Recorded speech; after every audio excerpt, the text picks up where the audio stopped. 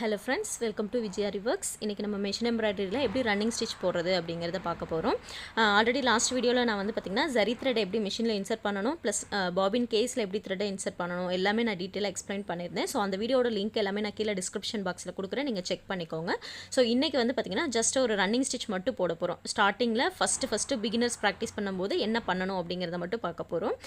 நான் ஆல்ரெடி வந்து கிளாத்தை ஃப்ரேமில் ஏற்றி வச்சிட்டேன். ஸோ இதில் வந்து பார்த்திங்கன்னா நம்ம கிளாத்தை வந்து பார்த்திங்கன்னா ஃப்ரேம் வெளியே தெரியணும், கிளாத்து உள்ளே இருக்கணும், அந்த மாதிரி பண்ணணும். நம்ம ஹேண்ட் எம்ப்ராய்டரியில் வந்து மேலே கிளாத் இருக்கும், ஃப்ரேம் கீழே இருக்கும். ஸோ அந்த மாதிரி அந்த ஹூக் இல்லாத ஃப்ரேம் வந்து பார்த்திங்கன்னா இப்போ மேலே இருக்க மாதிரி நமக்கு வச்சுக்கணும். பாருங்கள், அந்த கிளாத்து வந்து பார்த்திங்கன்னா அந்த மிஷினில் ஃப்ளாட்டாக இருக்கணும். இப்போ பாருங்கள், இதுதான் நம்ம வந்து ஹேண்ட் எம்ப்ராய்டரிக்கு யூஸ் பண்ணுறது. இப்படி தான் இருக்கும், நமக்கு அந்த ஹூக் வச்சது மேலே இருக்கும். பட் நம்ம மிஷின் எம்ப்ராய்டரியில் வந்து பார்த்திங்கன்னா அந்த ஹூக் இல்லாத ரிங் வந்து மேலே இருக்க மாதிரி வச்சுக்கணும். நெக்ஸ்ட்டு வந்து பார்த்திங்கன்னா கீழே வந்து பேப்பர் கேன்வாஸ். எப்போதுமே நம்ம எம்ப்ராய்டரி ஒர்க் பண்ணும்போது கீழே பேப்பர் கேன்வாஸ் வச்சுக்கணும். அப்போ தான் அந்த ஸ்டிச்சஸ் வந்து நீட்டாக வரும். ஸோ இந்த மாதிரி வச்சுட்டு நம்ம அந்த ஃப்ரேம் அப்படியே அந்த கிளாத் எல்லாம் இல்லாத மாதிரி எடுத்துகிட்டு கரெக்டாக அந்த ஃப்ரேமில் வைக்கிற மாதிரி வச்சுக்கணும். இப்போ அந்த கிளாத்தும் பேப்பர் கேன்வாஸும் ஒன்றோட ஒன்று அட்டாச் ஆகிருக்க மாதிரி இருக்கணும். ஸோ அப்போ தான் நம்ம ஒர்க் பண்ணும்போது அழகாக வரும். ஸோ இப்போ ஆல்ரெடி நகர்த்தி வச்சாச்சு, மிஷினுக்கு கீழே வச்சுக்கலாம். ஸோ அந்த ஃப்ரேமை வந்து நகர்த்தி மிஷினுக்கு கீழே வச்சுக்கலாம். ஸோ பேக் சைடில் வந்து பார்த்திங்கன்னா அந்த நீடியில் லிஃப்ட் பண்ணுறதுக்கு ஒரு லிஃப்டர் மாதிரி கொடுத்துருப்பாங்க. ஸோ அதை வந்து நீங்கள் கீழே தான் வைக்கணும். இப்போ நார்மல் மிஷினில் வந்து பார்த்திங்கன்னா அந்த ப்ரெஷர் ஃபுட்டு மேலே தூக்கி விடுறதுக்கும் கீழே இறக்கி விடுறதுக்கும் ஒரு லிஃப்டர் ஒன்று இருக்கும், ஓகேங்களா? ஸோ அதை வந்து கீழ்ப்பக்கமாக தான் இருக்கணும். மேலே நீங்கள் தூக்கி வச்சுட்டு ஒர்க் பண்ணிங்கன்னா அடிக்கடி த்ரெட்டு கட் ஆகிட்டே இருக்கும். ஸோ அதனால் அந்த லிஃப்டர் வந்து கீழே இறக்கி விட்டுக்கணும். ஏன்னா இங்கே வெறும் நீடில் மட்டும் இருக்கிறதுனால அது மேலே ஏறுறதும் இறங்குறதும் உங்களுக்கு தெரியாது. ஸோ அதனால தான் சொல்கிறேன்.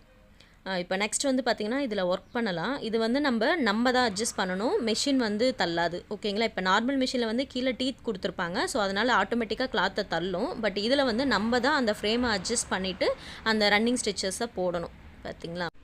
ஸோ இப்போ பாருங்கள், அந்த லிஃப்டரை நான் மேலே ஏற்றி இறக்குறேன். ஸோ அது கீழே தான் இருக்கணும், ஓகேங்களா? அது வந்து ப்ரெஷர் ஃபுட்டை ஹேண்டில் பண்ணுறது, ஓகேங்களா?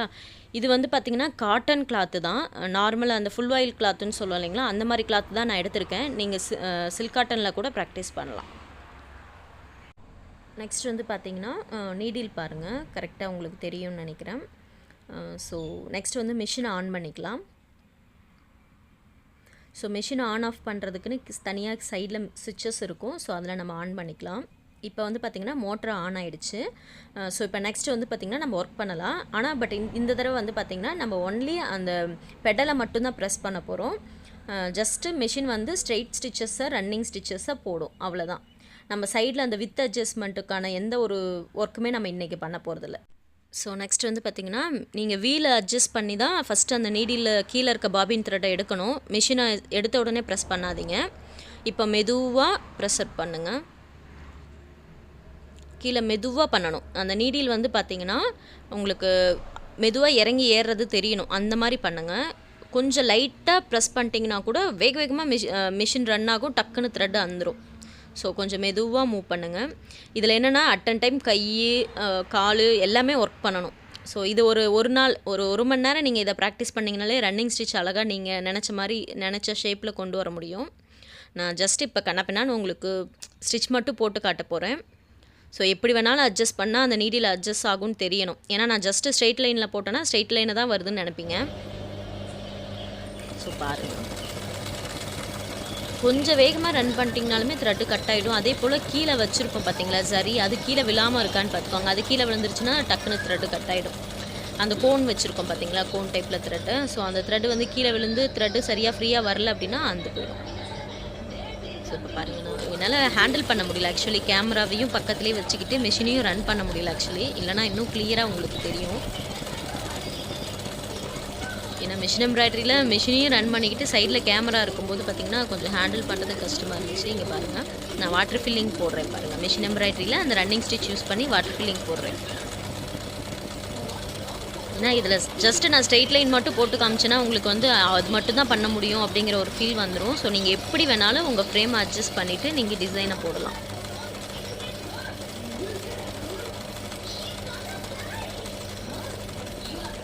பாருங்கள், இது ஃபஸ்ட் டேவே வந்துடாது, கொஞ்சம் ட்ரை பண்ணணும், அவ்வளோதான். உங்களுக்கு வந்து ஃப்ரேம் அட்ஜஸ்ட்மெண்ட் தான் நிறைய ப்ராக்டிஸ் ரொம்ப முக்கியம். நீடில் எவ்வளோ ஸ்லோவாக ரன் ஆகுதுன்னு பாருங்கள். இந்த அளவுக்கு தான் நீங்கள் கீழே வந்து ப்ரெஸ் பண்ணணும். கொஞ்சம் லைட்டாக வேகமாக அழுத்துனீங்கன்னா கூட கண்டிப்பாக த்ரெட்டு வந்துடும். என்னால் ஆரம்பத்தில் ஃபஸ்ட் டே ப்ராக்டிஸ் பண்ணும்போதெல்லாம் அடிக்கடி அந்து போயிட்டு ரொம்ப கட்டுப்பாச்சு.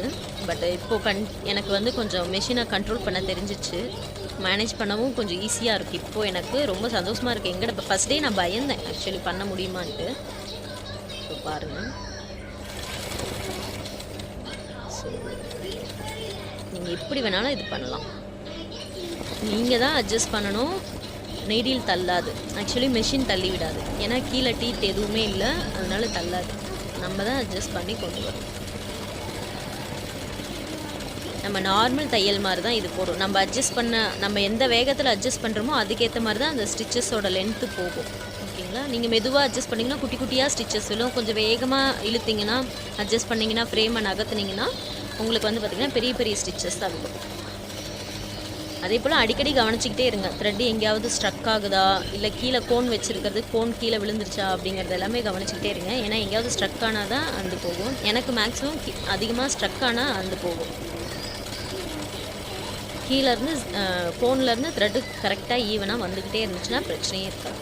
ஸோ நம்ம நினச்ச மாதிரி எப்படி வேணாலும் ஸ்டிச் பண்ணலாம். ஸோ இது ரொம்ப ஈஸி தான். இதுக்கு ரொம்ப டீட்டெயிலாக எக்ஸ்பிளைன் பண்ண வேண்டிய அவசியம் இல்லை. ஒன்லி நீங்கள் கையை அட்ஜஸ்ட் பண்ணி ஹேண்டில் பண்ணுறது மட்டும்தான் இந்த ஃபஸ்ட் டே ப்ராக்டிஸில். ஸோ இந்த வீடியோ உங்களுக்கு யூஸ்ஃபுல்லாக இருந்திருக்குன்னு நினைக்கிறேன். இந்த வீடியோ பிடிச்சிருந்தா லைக் பண்ணுங்கள், ஷேர் பண்ணுங்கள், மறக்காமல் சப்ஸ்கிரைப் பண்ணுங்கள்.